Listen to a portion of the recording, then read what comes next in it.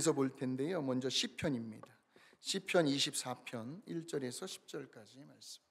땅과 거기에 충만한 것과 세계와 그 가운데 사는 자들은 다 여호와의 것이로다. 여호와께서 그 터를 바다 위에 세우시며 강들 위에 건설하셨도다. 여호와의 산에 오를 자가 누구며 그의 거룩한 곳에 설 자가 누구인가? 곧 손이 깨끗하며 마음이 청결하며 뜻을 허탄한 데 두지 아니하며 거짓 맹세하지 아니하는 자로다. 그는 여호와께 복을 받고 구원의 하나님께 의를 얻으리니 이는 여호와를 찾는 족속이요 야곱의 하나님의 얼굴을 구하는 자로다. 문들아 너희 머리를 들지어다. 영원한 문들아 들릴지어다. 영광의 왕이 들어가시리로다. 영광의 왕이 누구시냐?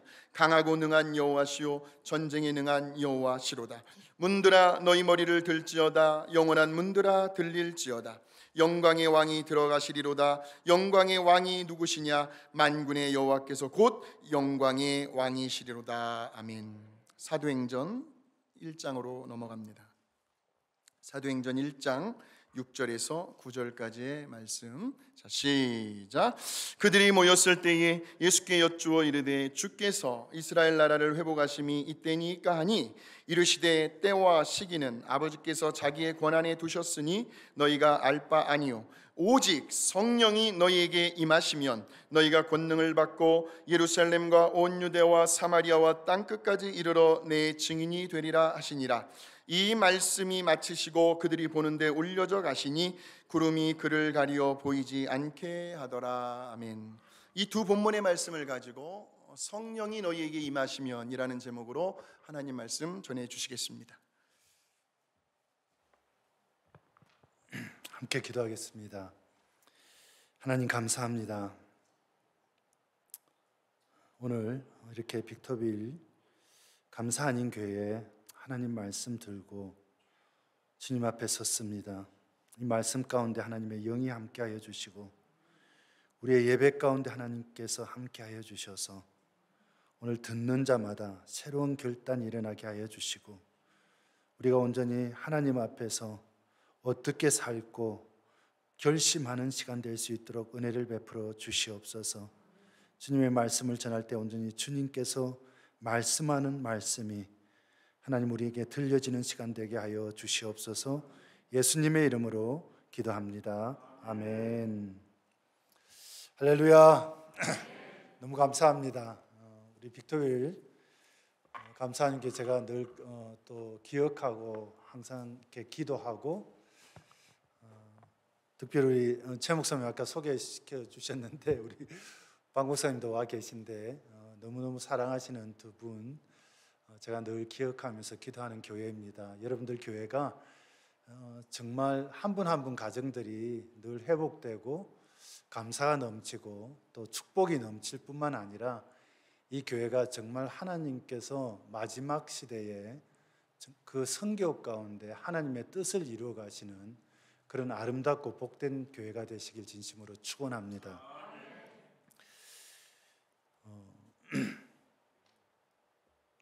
참 고민이 많습니다. 제가 이번에 아내와 제가 이제 터키에서 코로나가 걸려가지고 좀 너무 심하게 아파서 집에서 치료를 다 하다가 중간에 이제 이머전시로 실려가면서 이렇게 병원의 중환자실에 12일 동안 저기들이 있으면서 참 많이 아프기도 하고 참 많은 경험을 아픈 시간 동안 많은 경험을 하기도 했는데 결국 하나님께서 저희들 또 다시 살려주셔서 이렇게 잘 회복이 되어서 나오게 되었고 또 여러분들 얼굴을 뵙게 돼서 반갑고 저희들에게 그 시간에 주셨던 그 귀한 은혜들을 또 함께 나눌 수 있게 해주셔서 감사한데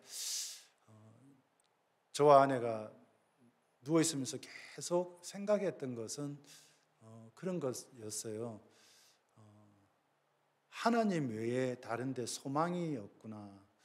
이게 너무 깊은 고통 가운데 들어가니까 다른 생각이 전혀 나지 않고 이제 정말 그냥 하나님 한 분 외에 나에게 필요한 것들이 없구나. 근데 이제 저희들도 사역을 하다 보면 또 사역의 열매도 있어야 되고 또 열심히 해야 되고 여러 가지 이제 부담감을 안고 이런저런 일들을 해 왔는데 그런 모든 것들보다 내가 하나님을 정말 가까이 하는 것들을 잊고 있었는지도 모르겠다. 정말 하나님께서 내 중심이 되시고 우리의 모든 사역의 중심이 되시고 내가 무엇보다 하나님을 따르는 일에 더 많이 포커스돼야 되는데 이것들을 잊고 있었던 시간들이 정말 많았을지도 모르겠다. 그런 것을 깨닫게 하시면서 다시 회복하면서 저희들이 어떻게 하면 제 남은 삶이 정말 하나님을 기쁘시게 해드리고 정말 하나님께서 저에게 맡겨주신 이 사명을 끝까지 잘 감당하고 완주하고 달려갈 수 있을까, 이런 고민을 많이 하게 되었습니다. 참 그것이 저에게 오히려 큰 은혜의 시간이 되고 축복의 시간이 되었는데요. 바울이 말하기를 자기는 헬라인이나 야만인이나 어리석은 자나 혹은 이렇게 지혜 있는 자나 상관없이 모든 자들에게 나는 빚진 자다, 이런 이야기를 했어요. 바울이 무슨 돈의 빚을 지어서 빚진 자라고 했을까요? 그런 것들이 아니고 자신이 하나님께 받았던 그 은혜, 자신이 정말 하나님 앞에 받았던 그 사랑, 그 모든 것들에 대해서 다른 사람들에게 알려주지 않고는, 말하지 않고는 견딜 수 없다는 그런 빚이 그 마음 가운데 있었던 거죠. 내가 어떻게 하면 이 예수님의 사랑을, 하나님께서 나에게 베풀어 주신 구원의 은혜를 어떻게 하면 전하고 이야기하며 살 수 있을까? 그래서 이방인이든지 유대인이든지 지혜 있는 자든지 어리석은 자들이든지 누구에든지 보면 내가 정말 빚을 졌구나, 내가 이것을 전하지 않으면 살 수가 없는 그런 존재구나, 이런 생각을 했다는 거죠. 바울이 어떻게 그런 생각을 했겠습니까? 제가 늘 터키에 있지만 터키가 사실은 바울이 선교했던 모든 장소가 거기 있고 계시록에서 기록한 아시아 7교회가 터키에 지금 여전히 남아있는 곳이지 않습니까? 근데 그 바울이 걸어갔던, 지금도 그 2000년 전에 바울이 걸어갔던 그 길이 아직도 여전히 남아있는데 그 길을 이렇게 걸어가면서 드는 생각들이 있는 거죠.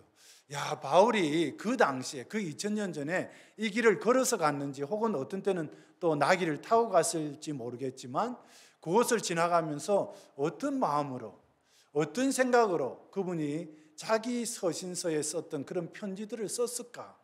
그런 생각들을 하면 바울의 모든 서신들을 읽을 때마다 마음이 정말 어떤 때는 행복하기도 하고 기쁘지만 바울의 그 상황을 봤을 때 어떻게 그런 상황에서 이런 말씀들을 기록했을까 생각하면 마음이 어떤 때는 참 많이 미어지기도 합니다.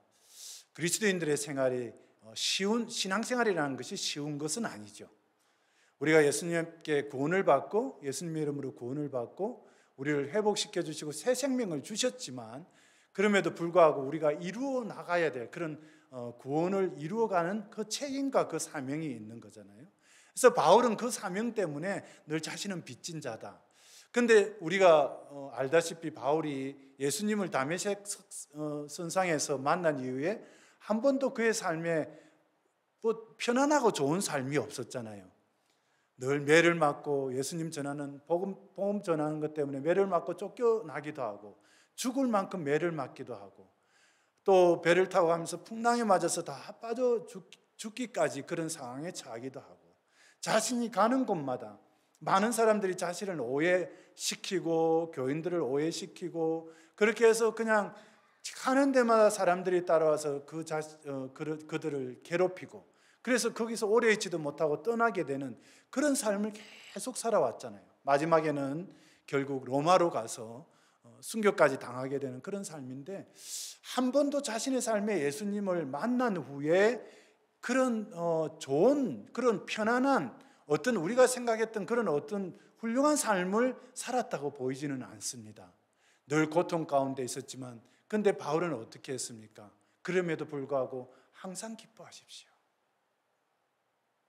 이 말을 하는데 어떻게 우리가 이 말을 그냥 받아들일 수 있습니까? 이 기쁨을 우리가 어떻게 그냥 받아들일 수 있습니까? 늘 쉬지 말고 기도하십시오. 그 순간에 그런 입장에 있는 그분이 범사에 감사하십시오. 이것이 하나님이 우리를 향한 믿음을 믿는 자들을 향한 하나님의 뜻입니다라고 어떻게 이야기할 수 있을까? 어떻게 그 말씀을 할 수 있을까? 여전히 자신들과 함께 했던 그 교회의 모든 교인들도 똑같이 예수님을 믿는 것 때문에 다 고통받던 시절이 아니었습니까? 내일이면 자기 이웃의 어떤 분들이 또 형장에 이슬로 가기도 하고 짐승의 밥이 되기도 하고, 그런 상황에 있는 그 상황에서 어떻게 그런 신앙의 고백을 할 수 있었을까? 자신의 모든 것을 다 버렸지 않습니까? 자신의 좋은 것들 다 버렸어요. 훌륭한 학파도 버리고 자신이 배운 지식도 분토와 같다고 이야기했습니다.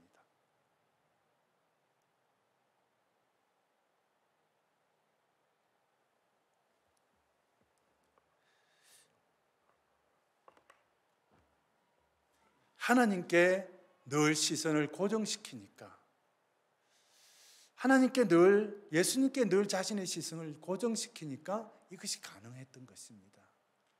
저는 저와 여러분들이 정말 언제나 어떤 상황에서도 우리가 다른 곳에 시선을 고정시키는 것이 아니라 하나님 한 분, 예수님 한 분, 내가 고정시킬 그분은 나에게 소망이 되시는 그분은 오직 그분밖에 없다고 고백하는 그런 삶을 살아가시게 되시길 진심으로 축원합니다. 우리의 신앙은 그 예수님으로부터 출발합니다. 예수님이 계시면, 우리 안에 계시면 우리는 무엇이 될 수 있는 존재이지만, 예수님이 계시지 않으면 우리는 아무것도 아닌 존재입니다. 예수님이 우리 안에 계신다는 것은 우리가 늘 예수님의 말씀을 묵상하고 그 예수님을 기억하고 성경의 말씀을 묵상하면서 내가 순종하기를 매일 다투어 나가는 거죠. 싸우고 나가는 거죠. 세상과 대적하고 유혹과 대적하고 탐욕과 대적하고 죄와 대적하고, 그래서 예수님 매일 붙들고, 그것이 우리가 예수님께 시선을 고정시킨다는 이야기입니다. 그래서 우리의 삶의 목표가 분명해집니다. 다른 것들이 보일 수가 없는 거죠. 예수님께, 하나님께 시선이 고정되니까 다른 것들이 보이지 않습니다. 그래서 바른 길을 가게 되는 거죠.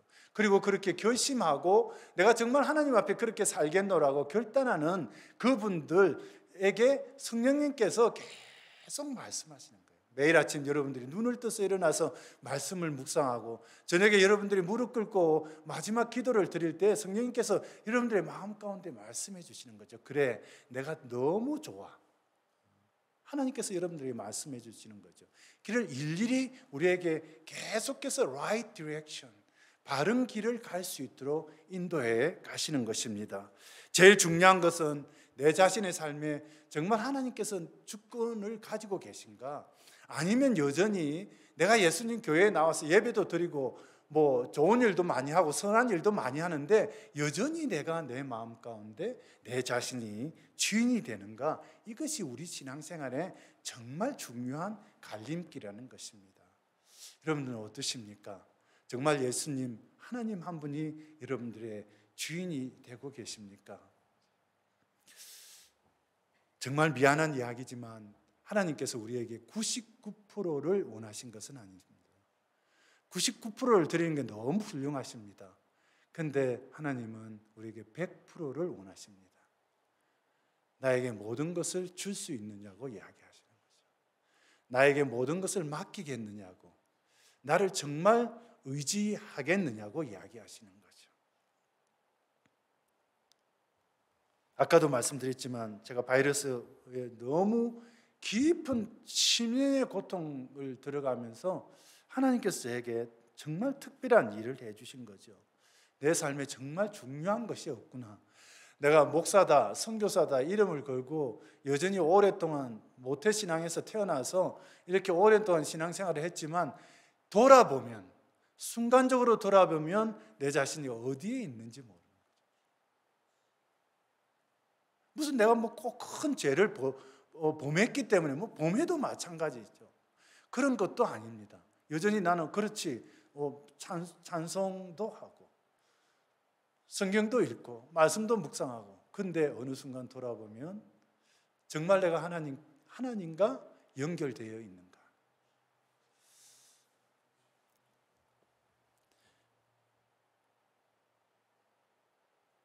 그래서 지금까지도 덤으로 사실 살아왔던 인생인데 이번에 다시 살아나면서 다시 내가 또 덤으로 사는 인생이구나. 덤으로 사는 인생이 무엇입니까? 예수님이 나의 주인이 되시는 거죠. 내가 주인이 되는 것이 아니라 하나님의 은혜에 빚진 자요. 바울이 마치 그렇게 고백했던 것처럼 예수님의 그 사랑에 대해서 빚진 자요. 성령님께서 나를 그렇게 인도해 가시는 그 일에 대해서 나는 여전히 빚진 자요. 그 빚진 자로 살아갈 수 있게 되는 것입니다. 세상에 속한 것들을 또 하나 더 포기할 수 있어서 너무나 감사하고, 그래서 하나님께 한 걸음 더 가까이 갈 수 있어서 감사하고, 여전히 부족하고 모자라지만 또 저를 통해서 하나님께서 이 땅에 이루실 일들에 대해서 내가 기대하면서 하루하루 아침에 일어나고 저녁에 잠드는 것이 너무 감사하고, 이것이 신앙생활입니다. 이것이 뭐 꼭 우리 저처럼 타 문화권에 가서 선교를 하기 때문에 이런 생각을 하는 것이 아니고, 여러분 계신 곳에서, 여러분 있는 바로 그 자리에서, 여러분 가족, 가정에서 여전히 여러분들은 이 일에 대해서 책임이 있고 사명을 가지고 있는 분들이죠. 여러분들 온 가족이 그렇게 정말 하나님의 나라를 사랑하고 마지막 하나님 나라 천국에 갈 것을 준비하면서 살아가는 저와 여러분이 되었으면 좋겠습니다. 시편 24편은 저에게 매우 특별한 말씀입니다. 정말 도저히 무너질 것 같지 않았던 아프간 선교라는 2006년도에 저희들이 들어가면서, 여러분들이 이제 요즘 아프간 이야기를 많이 접하게, 뉴스에서 접하게 되는데요, 그때도 크게 다르지 않은 상황이었습니다. 지금은 좀 혼란기에 들어와서 좀 많은 일들이 더 일어나기는 하지만 그때도 여전히 우리 주위에 탈레반들이 계속해서 있는 그런 상황이었는데, 그 땅에 들어가면서 그 엄청난 이렇게 무게를 느끼는 거죠. 야, 정말 거대하다. 정말 무너질 수 없는 산을 보는 것 같은 그런 느낌을 가지면서 거기 딱 카불의 공항에 도착했는데, 지금은 여러분들 텔레비전에서 좋은 카불 공항을 보고 있지만 우리가 이제 그때 들어갈 때는 이렇게 뭐 거의 다 무너져가는 그런 빌딩, 공항, 거기서 이렇게 입국 심사도 하고 그런 시절이었죠. 그런 곳에 들어가면서 사람들의 눈은, 외국 사람을 보는 눈의 시선은 완전히 동물원의 원숭이를 보듯 하는 그런 시선을 가지고 있던 사람들이었습니다. 저희들이 지나가면 뭐 눈이 전부 동그래서 이렇게 그냥 서서 다 쳐다볼 만큼 좀 그만큼 다른 국가와 어떤 사회와 단절된 그런 세계를 살던 그런 사람들이었는데, 그곳에 이렇게 들어가면서 딱 느꼈던 것은 그것이죠. 어떻게 이런 곳에 내가 여기서 과연 무슨 일을 할 수 있을까? 우리가 여기서 무슨 일을 할 수 있을까? 그 담이 그냥 꽉 막히는데, 우리 여기 정정희 권사님 계시지만 저희가 처음 들어갈 때 우리 정정희 권사님 딸하고 같이 거기서 6개월 동안 같이 함께 일도 하고 사역도, 진짜 일들이 있음에도 불구하고 정말 예수 그리스도의 복음을 전하는 일에 대해서 이제 그 소망을 가지고 들어가는 거잖아요. 근데 이게 과연 가능한 일일까 하는 거죠. 과연 가능한 일일까? 그 문이 다 막히는데, 그 카불 공항에서 우리가 있는 지역까지 한 7,700m의 그 힌두쿠스 산맥이라는 그 산맥을 택시를 타고 7시간 넘어가는데, 거기서 그런 막 답답한 마음, 다 막혀 있는 그런 마음을 가지고 있는 그때에 저희들이 마지막 아프가니스탄의 마지막 그 팀들하고 나누었던 그 성경 말씀이 시편 24편의 말씀이었습니다. 그 당시에는 제가 그 말씀을 그분들과 함께 나누면서 이렇게 중요한 이야기인지도 모르고, 이 말씀을 통해서 하나님께서 우리에게 무슨 이야기를 말씀을 하시려고 하는지 그걸 깨닫지 못하고 있었을 때예요. 그런데 그날 다시 그 산을 넘어가면서 하나님께서 이 시편 24편의 말씀을 기억하게 하시면서 제가 첫 번째 읽었던 그 말씀이, 땅과 거기에 충만한 것과 세계와 그 가운데 사는 자들은 다 여호와의 것이로다. 1절의 말씀을 읽으면서 갑자기 제 마음이 뜨거워지기 시작했습니다. 그렇지, 이 땅도 하나님의 땅인데 하나님께서 이미 나의 것이라고 선포한 땅, 이 세상에 어떤 땅도 하나님의 것이 아닌 땅이 어디 있는가? 비록 이슬람의 그런 무슬림들이 다 살고 있는 땅, 역시 그럼에도 불구하고 하나님께서 사랑하는 백성들인데, 하나님께서 사랑하는 영혼들인데, 하나님의 땅인데, 하나님께서 창조하신 이 땅인데, 하나님의 것이라고 그렇게 이야기한 땅인데 내가 두려워할 필요가 뭐 있는가? 내가 이곳에서 하나님께서 하시는 길 가운데 내가 단지 서 있으면 되는데 내가 두려워할 것이 무엇인가? 그 생각이 확 들어오는 거예요. 아, 그렇구나. 내가 하는 것이 아니고 하나님께서 일하시는데 내가 왜 두려워하는가? 제가 4년 반 동안 그곳에 그렇게 있으면서 사실은 뭐 이렇게 탈레반도 만나고 등골에서 땀이 그냥 쫙, 정말 그걸 실제로 제가 느껴봤는데요. 야, 이게 등골에서 땀이 난다는 이야기구나. 그런 정도로 이렇게 위협을 받아보기는 했지만 제 심층과 마음 가운데 그 이후로 그 땅에 있으면서 한 번도 제가 두렵다는 생각을 해본 적은 없습니다. 하나님이 주인이시는데 내가 왜 이 땅에서 두려워하는가? 그리고 그 말씀이 그렇게 저한테 해석이 되면서 이 시편 24편의 말씀이 하나님이 오늘 우리에게도 정말 이 시편 24편을 통해서 어떤 말씀을 하시고 싶어 하는지 그것이 확 다가오는 거예요. 우리 6절 말씀을 다시 보면 이렇게 기록이 되어 있습니다. 이는 여호와를 찾는 족속이요 야곱의 하나님의 얼굴을 구하는 자로다. 지금도 여전히 구원을 얻기 위해서 수많은 사람들이 하나님을 찾고 있는 장면입니다. 그때도 그렇지만 오늘 이 땅에도 여전히 하나님의 구원을 소원하고 정말 참신을 만나기 위해서 자신들의 영혼들이 얼마나 울부짖고 있는지 모릅니다. 저희들이 있는 땅이 터키 땅이지 않습니까? 터키 땅이지만 저희들이 사역하는 분들은 아프가니스탄, 터키에 온 난민들입니다. 그곳에 같은 언어권에 있는 이란 사람들이 또 많이 난민들이 들어와 있습니다. 같은 언어권이기 때문에 우리가 같이 사역을 하는데요.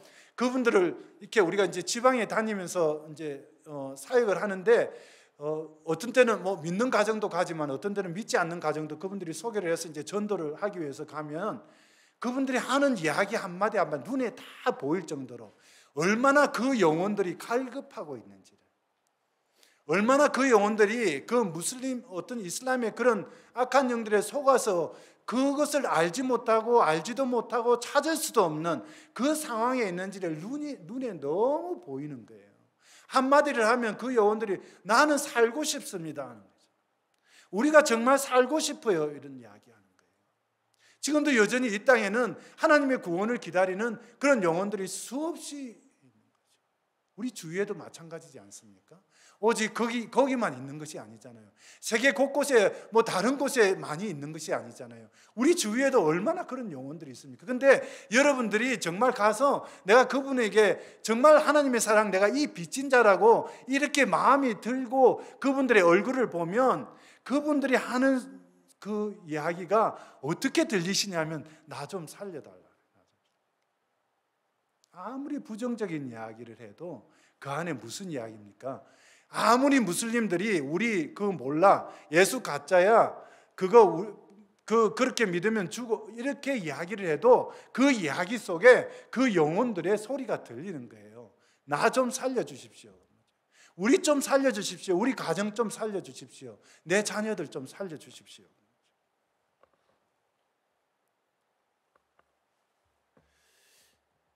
저희들과 같이 지금도 일하고 있는 사은어제 자매는 자신이 예수님을 만났던 그 순간에 이분이 아니면 나는 죽겠구나 하는 생각을 들은 거예요. 어레주라는 다른 지역에 살고 있는 우리 또 이란 자매는 자신이 정말 지독한 그 무슬림 가정에서 있으면서 정말 매도 많이 맞고 정말 학대를 많이 받고 그렇게 자랐는데 어느 날 우연히 예수님의 이야기를 들었을 때 딱 생각났던 것은 그렇구나, 이분을 붙들면 내가 살겠구나 생각했다는 거예요. 지금은 두 분이 다 사역자로 리더로 교회를 섬기고 있는 두 분입니다. 영적 갈증들이 가는 데마다 있는 거죠. 우리가 가는 곳마다 저희들 좀 살려주십시오. 그러니까 이 사명을, 내가 정말 빚진 자라는 이 사명을 놓을 수가 없는 거죠. 이제 단지 저희들만의 이야기가 아닙니다. 선교사들만의 이야기는 아닙니다. 어느 사역을 하는 목사님들이나 전도사님들만의 이야기가 아닙니다. 우리 모두의 이야기입니다. 그것이 하나님께서 우리를 이 땅에 보내신 분명한 부르심입니다. 우리가 이 땅에서 저는 여러분들이 정말 축복받고 물질적으로도 풍성하게 잘 살게 되시기를 진심으로 축원합니다. 그럼에도 불구하고 우리의 우선순위가 어디에 있는가?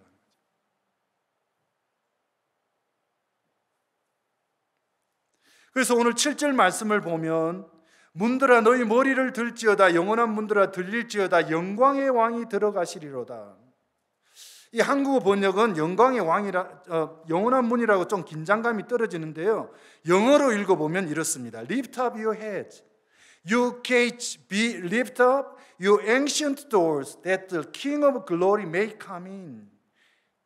Ancient door. 이 ancient door가 무슨 문일까 생각했습니다. 한국어 번역으로 영원한 문들이라고 했는데 궁극적으로 그렇게 설명할 수도 있을 것 같은데 의미 전달이 좀 잘 되지 않습니다. 이 말씀의 문맥에 따라서 이 문을 저는 세상의 문, 세상 종교의 문, 예수 그리스도를 거부하는 문 이렇게 해석하고 싶습니다. 하나님이 이 땅의 주인이라는 사실을 선포했고 1절에 들어와서 그리고 여전히 수많은 사람들이 하나님을 찾고 있는데 왜 갑작스럽게 그곳에 ancient 문들아 그 문들이 들릴지어다라고 이야기했을까? 그 문들아 열라고 이야기했을까? 그 이유는 영광의 왕 여호와 만군의 하나님께서 들어가셔야 하기 때문이라고 이야기하고 있습니다. 우리가 믿는 자들, 믿는 종족들, 믿는 다른 언어권들 이 문들은 이미 열려 있습니다. 하나님께서 이미 들어오셔서 그 안에서 일하십니다. 이미 영광을 받으셨습니다. 그렇다면 열려야 하는 문은 어떤 문인가? 닫혀 있는 문들입니다. 지금 닫혀 있는 문들이 열려야 되는 거죠. 그 문들이 무슨 문들입니까? 예수 그리스도를 거부하는 문들, 세상의 종교의 문들, 문화의 문들, 우리 다른 이데올로기의 문들, 어떤 관념의 문들, 이 문들이 열려야 되는 거죠. 왜 열려야 됩니까? 그곳에도 영광의 왕 만군의 하나님께서 들어가셔야 되기 때문에 우리 예수님께서도 그곳에 들어가셔서 우리가 예수님 앞에 무릎 꿇는 일이 그곳에도 일어나야 하기 때문에 그 문이 열리라고 이야기하고 있습니다. 어떤 문이든지 이제는 열려야 합니다. 하나님이 주인이시기 때문에. 그곳에도 하나님이 주인이시기 때문에 열려야 합니다. 그곳에 영광의 왕이 들어가셔야 되기 때문에 예수 그리스도 앞에 무릎 꿇고 복종하는 일이 그 안에 일어나야 하기 때문에 열려야 합니다. 우리 우상화가 되어버린 남미의 캐톨릭 문 그들의 앵시언트 도 앞에서 많은 그리스도인들이 소리쳤습니다. 우상의 문화 열릴지어다 들릴지어다 이곳에도 예수 그리스도가 들어가야 된다. 그렇게 소리치며 기도했던 그 문들이 부서지고 열리기 시작하니까 그곳에 이제 정말 예수님께서 그곳에도 주인이 되어 가시는 거예요. 북한 주체 사상의 앵시언트 도 앞에서 우리는 소리 높여 울었습니다. 그 앞에서 이 문화 열릴지어다. 북한의 주체 사상의 문들아 열릴지어다. 그곳에도 하나님께서 영광 받으시고 만군의 여호와가 들어가셔야 된다. 예수 그리스도께서 그곳에도 예수 그리스도께 복종하는 일이 그곳에도 일어나야 된다고 소리치고 있습니다. 계속 우리는 소리쳐야 합니다. 세계 곳곳에서 앵시언트 도어의 문들이 지금 수많이 열리고 있습니다. 우리가 잘 알고 있는 사실이지만 1994년에 네팔에 법적으로 기독교를 전할 수 있는 법적으로 그런 법이 확정되었습니다. 그곳에 그 그리스도인들이 몇 안 되는 그리스도인들이 그들 앵시언트 도어 앞에서 소리치며 기도한 거죠. 이 앵시언트 도어라 우리 땅 가운데도 만군의 여호와께서 왕이 되어 들어와셔야 된다고 소리치니까 결국은 그런 일들이 확정이 되고 지금 우리가 잘 알고 있지 않습니까? 히말라야 곳곳에 많은 그리스도인들이 들어와서 그 기도를 여전히 올리고 드리고 그곳에서 힌두이즘들이 다 무너지고 이슬람의 벽들이 다 무너지고 부다이즘의 벽들이 다 무너지고 하나님 만군의 하나님이 그곳에도 주인이 되어서 들어가시는 일들이 일어나고 있는 거죠. 중국의 무신론자들 그 앞에서도 그리스도인들이 그렇게 소리치며 선포하고 기도했기 때문에 앵시언트 도어들아 들릴지어다 열릴지어다 소리치고 있으니까 적어도 1억만 명 이상의 본어게인 그리스도인들이 지금도 그 일들을 행하고 있는 땅이 되어 있지 않습니까? 저 남아프리카 그곳에는 3%의 그리스도인들밖에 없던 곳이었습니다. 그런데 그분들이 일어서서 그 문 앞에서 그렇게 소리치고 선포하고 기도했더니 지금 어떻게 되었습니까? 50% 이상의 그 땅이 다 그 영혼들이 하나님께로 예수님께로 돌아온 거죠. 오래전에 한국의 부다이즘의 문도 그렇게 부서졌던 거죠. 지금 인도네시아의 그런 앵시언트 도어들이 그 그리스도인들이 그 앞에 서서 기도하니까 많은 그리스도인들이 그 안에도 지금 하나님께 많은 영혼들이 하나님께 돌아오고 있습니다. 제가 사실은 오랫동안 저희 교회가 2001년부터 아프가니스탄 선교를 시작했고 저희들이 2006년도에 들어갔지만 오랫동안 저희들이 관계해오면서 무슬림 선교에 대해서 이렇게 깊이 연구하고 생각하면서 있었음에도 불구하고 저희들은 정말 이란이 이렇게까지 많은 그리스도인들이 생긴 줄은 꿈에도 몰랐습니다. 우리 미국에서는 좀 이란하고 적대국이기 때문에 좀 소식을 잘 못 듣기도 하고 그런 부분도 있지만 선교사님들과 계속 이야기하면서 저 거짓말 같아 이런 생각을 제가 많이 했거든요. 이란 선교사님들 한국에서는 들어가셨으니까. 근데 그분들 이야기를 들으면서 미국 사람들은 못 들어가서 이제 보지 못했는데 제가 터키 땅에 들어가서 제 눈으로 보니까 이란에요. 지금 오픈도어라고는 실제로 그 안에서 일을 하고 있는 선교단체를 통해서 정확하게 파악된 숫자가 이란 지하교회에 100만 명 이상이 됩니다. 지금도 여전히 주중 주일날 하나님 앞에 예배드리는 그 지하교회 가정교회들이 그렇게 하나님 앞에 예배드리고 있어요. 즉 비공식적으로는 300만 명 이상이라고 저희들이 파악하고 있습니다.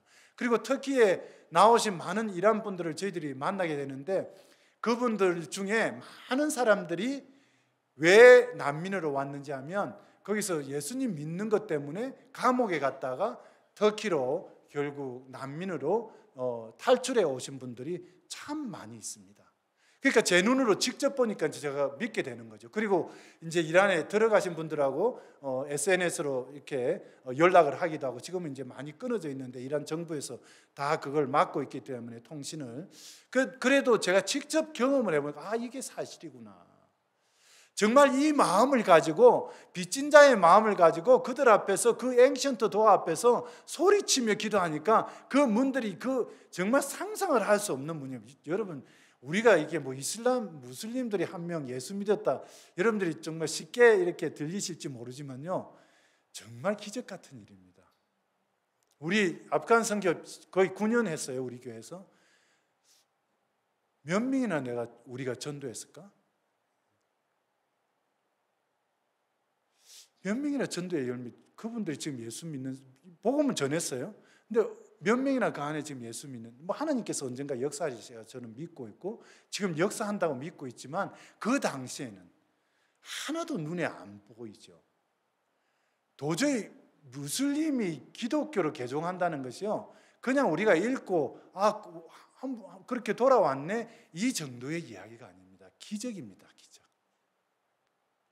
근데 그 기적이 지금까지 여러분들도 그 땅을 위해서 혹은 그분들을 위해서 아마 기도했던 분들 여러분들의 기도 때문에 그 앵시언트 도어가 지금 무너져 내리고 있는 거예요.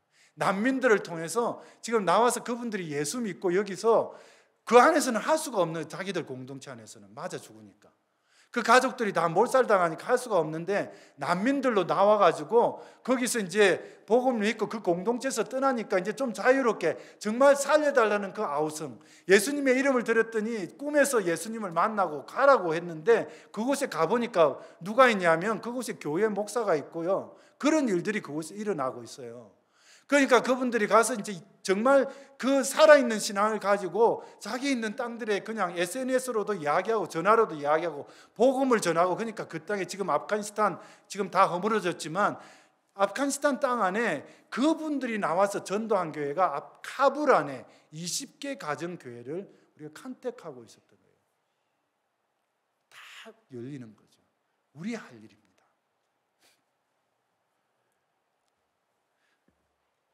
주님께서 내 교회를 세우시겠다고, 주님 자신이 내 교회를 세우시겠다고 말씀하셨습니다. 우리가 정말 주님의 그 말씀을 믿음으로 받아들인다면 우리는 쉬지 않고 계속해서 선포해야 될 그런 사명을 가진 사람들입니다. 오늘 우리가 읽었던 사도행전 1장의 배경은 예수님께서 부활하신 후 40일이 지나고 이 땅에 그렇게 계시다가 하나님 아버지께로 다시 승천하시기 직전에 제자들과 함께 대화한 내용입니다. 그들이 모였을 때 예수께 여쭈어 이르되 주께서 이스라엘 나라를 회복하심이 이때니까 하니 이르시되 시기는 아버지께서 자기의 권한에 두셨으니 너희가 알 바 아니요라고 하시면서 마지막 한 말씀을 남기시고 하늘나라로 승천을 하셨는데요, 예수님은 그 제자들의 질문에 이렇게 이야기합니다. 오직 성령이 너희에게 임하시면 너희가 권능을 받고 예루살렘과 온 유대와 사마리아와 땅끝까지 이르러 내 증인이 되리라. 그곳에서 예수님은 너희들이 주의 성수를 잘해야 돼, 너희들이 거룩한 삶을 잘 살아야 돼, 서로 도와주며 살아야 돼, 기도해야 돼, 사랑하면서 살아야 돼 등 신앙생활에 관한 이야기를 하지 않으셨어요. 왜? 중요하지 않았기 때문일까요? 정말 중요합니다. 정말 우리 주의 성수 잘해야 되고요, 하나님 앞에 예배 드리는 거 우리가 포기할 수 없는 거죠. 우리가 사랑하며 살아야 되는 거 포기할 수 없는 거잖아요. 서로 섬기며 사는 거 포기할 수 없는 거 정말 중요한 거죠. 근데 왜 예수님께서 그 말씀을 하시지 않고 오직 오늘 8절의 말씀만 제자들에게, 그 일을 묻는 제자들에게, 우리가 어떻게 할까요? 묻는 제자들에게 이 말씀 한마디 하셨을까?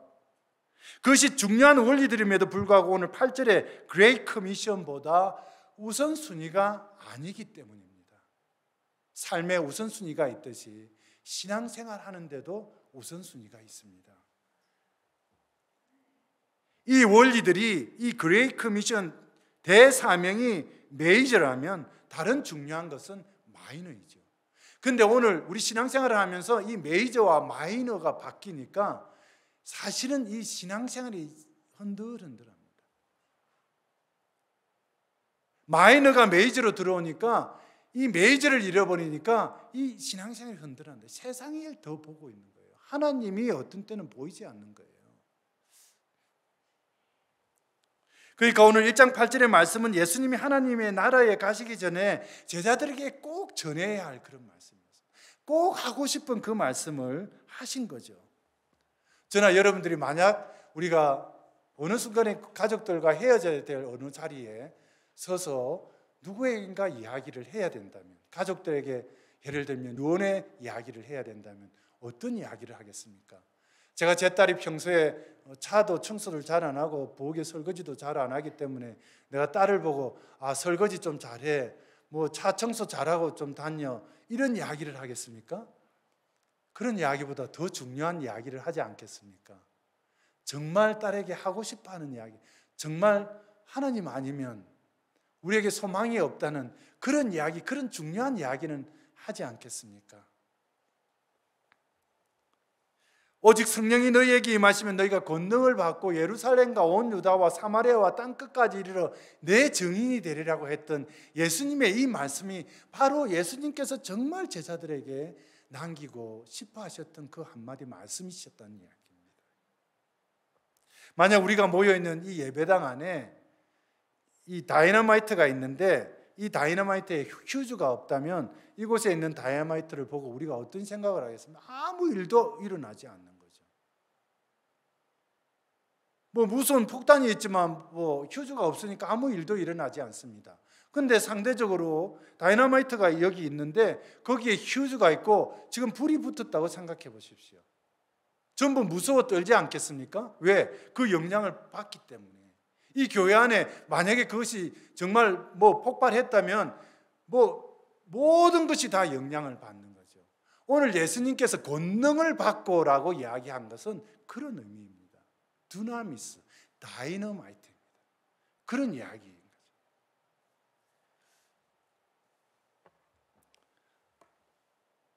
저도 항상 그렇지만 여러분들도 아마 기도하시면서 하나님 저 성령 충만하게 해주십시오. 성령 충만한 삶 살고 있습니다. 그런 기도를 하고 성령을 달라고 기도할 때가 있는데요. 근데 우리가 그런 기도를 했을 때 하나님께서 가만히 계셨을까요?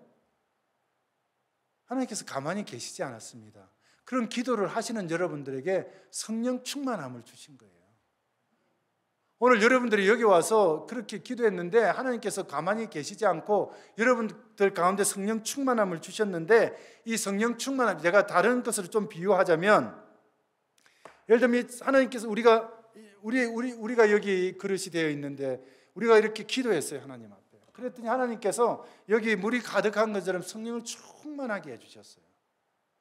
그런데 만약에 여러분들이 충만함을 가지고 집에 이렇게 충만함을 가지고 고스란히 집으로 가셔서 내게 있는 모든 것을 고스란히 가지고 이렇게 집으로 고스란히 가져갔다가 수요일 예배든지 금요 예배든지 성경 공부 모임이든지 주일날 올 때 이렇게 고스란히 가지고 주님 앞에 왔다면 주님께서 어떻게 생각하시겠습니까? 반면에 하나님께서 여러분들에게 충만함으로 오늘 채워주셨는데 이걸 가지고 가서 이렇게 이 성령 충만함으로 사랑도 전하고 여러분들이 복음도 전하고 함께 서로 섬기고 또 말씀을 하는데 서로 모여서 모이기를 힘쓰고 기도에 힘쓰고 그렇게 했다고. 그래서 제가 물을 좀 마시고,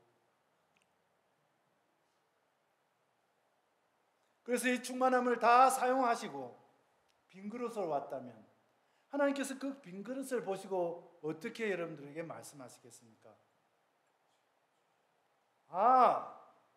네 그릇이 너무 작구나. 내가 그릇을 좀 더 키우고 이 안에 더 충만함으로 많이 부어줘야 되겠구나. 그릇이 모자라구나. 이렇게 말씀하시지 않겠습니까? 이게 충만한 삶이라는 거예요.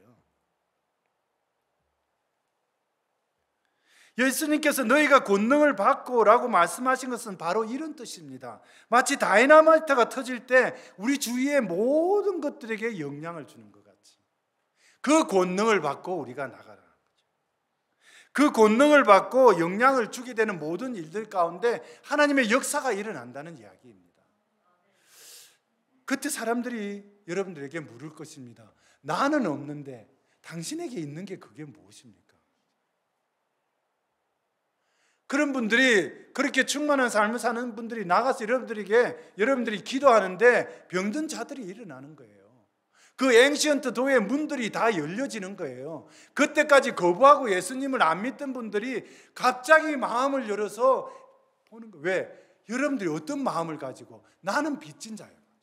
내가 이 충만함으로 살겠다고 하나님 앞에 나가니까 그 역사들이 여러분들 삶 가운데 실제로 일어나는 거예요. 경건의 모양은 있지만 경건의 능력이 없는 것이 오늘 우리들의 삶인데 이게 아니라는 이야기 아닙니까? 경건의 실질의 능력이 일어나는 삶을 살아가는 거죠. 이것이 우리가 무슨 나이가 무슨 상관이 있습니까? 우리가 배운 것이 무슨 상관이 있습니까? 내가 뭐 잘 배워서 잘 전할 수 있습니까?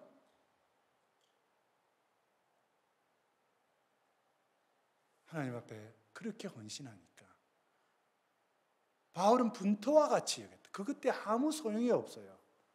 내가 이 말씀 하나 주님 앞에 순종하며 살겠다고 내가 빚진 자라고 그렇게 고백하고 하나님 앞에 나가니까 그것들이 다 열리는 거예요. 그 문들이 다 열리는 것입니다.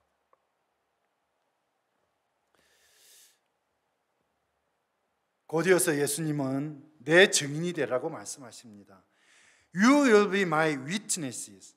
근데 이 말씀의 헬라어가 매우 진지한데요. You will be my martyrio라는 뜻입니다. 성경의 원어를 보면 마테리오라는 영어로 martyr, 순교자라는 뜻입니다. 우리 그동안에 그냥 쉽게 읽으셨죠. 너는 나를 위한 순교자가 될 것이라는 의미입니다. 사도 요한을 제외한 모든 예수님의 제자들, 바울도 예수님을 믿는 많은 사람들이 순교를 당했습니다. 오늘 이 말씀을 들으면서 나는 그래도 여전히 그리스도인이라고 여러분들 마음에 그런 확신이 드십니까? 제가 너무 혹시 심하게 말씀을 전하고 있는 것입니까? 근데 예수님의 말씀입니다. You will be my martyr. 너는 나를 위한 순교자가 될 거야 라고 말하는 거죠. 저는 오늘 이 말씀을 전하지 않을 수가 없었습니다. 그랬기 때문에 전하지 않을 수가 없었어요. 그리스도의 신앙생활이 저희들이 결코 쉽지 않습니다. 저희들 신앙생활의 길을 잘 걸어가는 것이 그렇게 쉽지 않습니다. 그런데 언제까지 우리가 이렇게 이지하고 쉽게 신앙생활을 할 수 있습니까? 그렇게 하기를 원하십니까?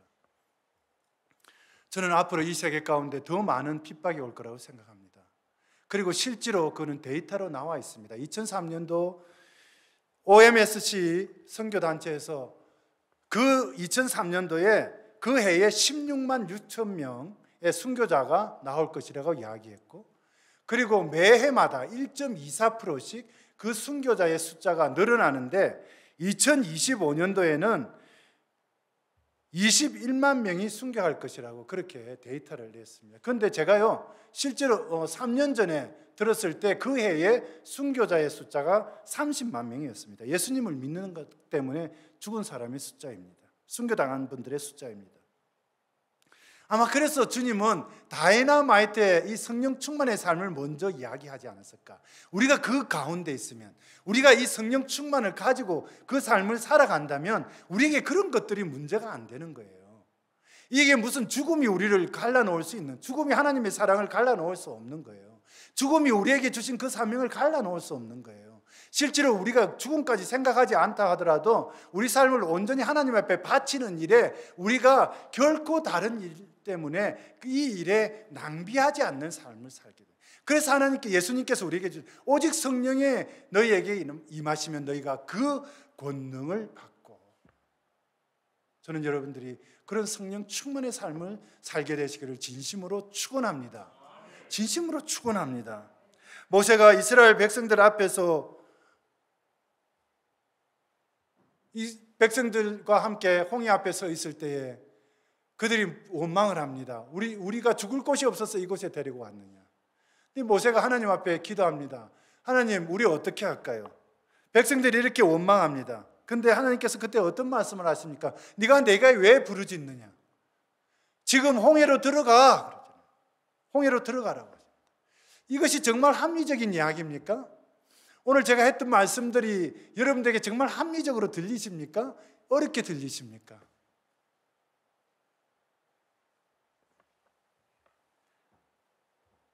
우리가 기도하면서 어떤 문제를 놓고 하나님의 뜻을 구합니다. 그런데 많은 경우 하나님께서 그 기도에 응답하셨음에도 불구하고 계속 구하는 것을 볼 때가 있습니다. 하나님은요, 대부분의 경우, 정말 대부분의 경우 우리가 기도했던, 우리가 원하고 기도했던 그 이그젝 어떻게 정확한 포인트에 데리고 가시지 않습니다. 대부분의 경우 우리를 이렇게 right direction, 한 걸음, 그리고 또 그곳에서 한 걸음, 또 그곳에서 한 걸음 데리고 갑니다. 왜 그러실까요? 하나님이 내가 너와 함께 하겠다고 하셨던 그 말씀, 하나님이 나와 함께 한다는 그거 알고 함께 동행하기를 원하셨어요. 그래서 끝까지 그 일을 잘 완주해 가도록 하시기 위해서 우리를 그 자리에 한꺼번에 갖다 놓는 것이 아니고 한 걸음 한 걸음 같이 걸어가시는 거죠. 우리가 고통당할 때 하나님께서 우리와 함께 고통당하시고, 우리가 정말 기뻐할 때 하나님께서 우리와 함께 기뻐하시고, 우리의 삶 가운데 그런 능력이 일어날 때 하나님께서 함께 일하시고, 그 계신 것을 알게 하셔서, 그래서 우리가 정말 세상의 빛과 소금이라는 그 일들을 잘 감당해 낼 수 있게 하시기 위해서 그렇게 우리를 인도해 가시는 것입니다. 오늘 여러분들의 예루살렘은 어디입니까? 여러분들의 유대는 어디입니까? 사마리아는 어디입니까? 그리고 가야 할 땅끝은 어디입니까? 그것이 혹시 우리들의 가족일 수도 있고, 우리의 친지들, 친구들, 여러분들의 직장일 수도 있습니다. 저 같은 사람들에게는 타 문화권일 수도 있고, 타 민족일 수도 있습니다. 타 언어권일 수도 있습니다. 그거와는 상관없이 그곳이 어디든지 이제 우리는 예루살렘에서, 그리고 또 온 유대와 사마리아와 땅끝까지 이르러 이 사명 감당하고 가야 합니다. 그리고 우리 앞에 막아서 있는 그 앵시언트 도어 앞에서 우리도 손을 들고 소리쳐야 합니다. 이 앵시언트 도어들아, 이 문화 열릴지어다. 만군의 여호와께서 들어가시리로다. 이렇게 소리쳐야 하는 거죠. 그것이 우리의 남은 사명입니다. 여러분들이 어디에 있든지 어떤 상황이든지 상관이 없습니다.